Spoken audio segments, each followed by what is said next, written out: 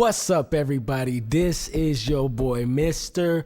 Pound for Pound is in the house, and I am chilling with the one and only Mr.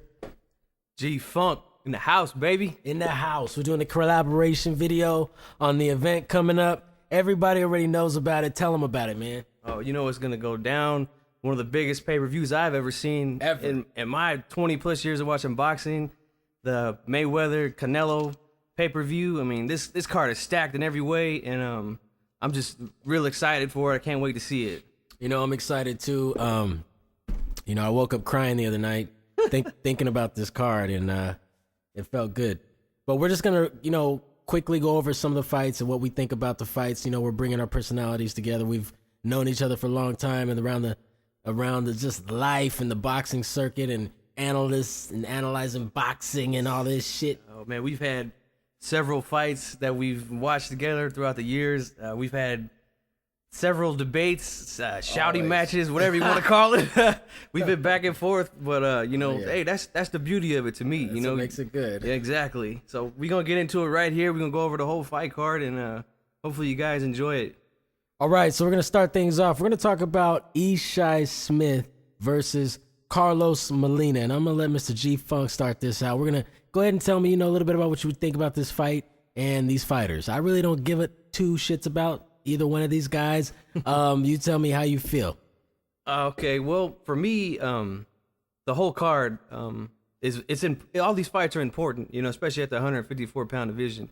All these guys are ranked highly in the top 10, pretty much all in the top 5.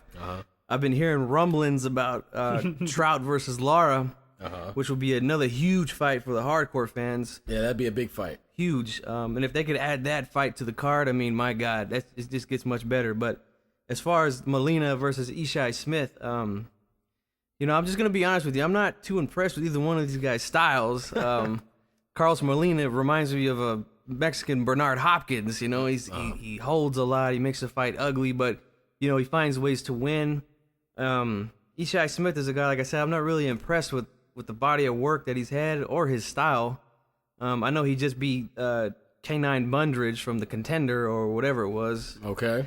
And for the belt, what has he got? The IBF light middleweight title. So I think at the end of the day, for me, Carlos Molina's style, he's a hard guy to look good against. I think he's fought much better competition in the division. He's fought Kirkland in a highly controversial fight. He's fought, I know he fought Edislandi Lara, and they fought to a draw. And he might have one more good person on his record, but Cintron, yeah. But I don't think too much of Cintron either. Too. Yeah, that's true. But for me, at the end of the day, I think that Carlos Molina's style, like I said, is hard to look good against. And I'm not a believer in Ishai Smith, man. So I'm just gonna go ahead and make it quick with this one. I'm gonna take Carlos Molina in a 12-round decision. That's Mr. G-Funk. This is Mr. Pound for Pound right here. I'm just gonna give you my quick views. Yeah, pretty much. I'll tell you what I feel. You know what I mean? I don't care about no Ishai Smith, and I don't care about no Carlos Molina. I'll tell you why. Mr. Molina I agree with you. He seems to have the better resume, pedigree, record, whatever. He should win this fight, right? But to me, I mean, I don't know this guy. You know what I mean? And and the reason why is he's 20. He won 21 fights with 5 losses, 6 knockouts, 2 draws. Not a good record. I don't want to know that record. And this is why I don't know Carlos Molina, because I don't know this guy. Ishai Smith, I know him, heard his name before, Sugar Shay, whatever. He's not a sugar, never will be. He's a Ishai, but never going to be a Sugar Shay anything. I think Ishai Smith is definitely going to lose this fight as well. I'm going to agree, Mr. G-Funk, on this one. I am going with Carlos Molina to win this bout for the IBF light middleweight title. Now, on to the next bout. We are going to talk about the possibilities and the potential of Trout versus Lara. I mean, what do you think about that fight, Mr. G-Funk? Tell me what you think. Oh, I love this fight. For the hardcore fans like ourselves and everybody else out there who's into boxing like we are in the YouTube boxing community, Trout versus Lara is a huge fight. I think to the casual fans who would be, going to the fight party or what have you, probably wouldn't even pay attention to this fight, but this is a fight that I'm truly interested in. Both two southpaws, both very crafty. You know, these guys are just good, all around good boxers to me. What I like about Lara is he's very well schooled in the Cuban boxing style. I really like the way that those guys box. A lot of people don't, but I like the craft that they put out there. Lara's a guy who's fought a lot of good opponents. You know, he's fought Molina to a draw. He beat Paul Williams in a highly controversial loss that he had. He fought Martirosyan to a draw, and he just had a hell of a fight with Angulo. Yeah, ended up knocking him out after he went down twice. Yep.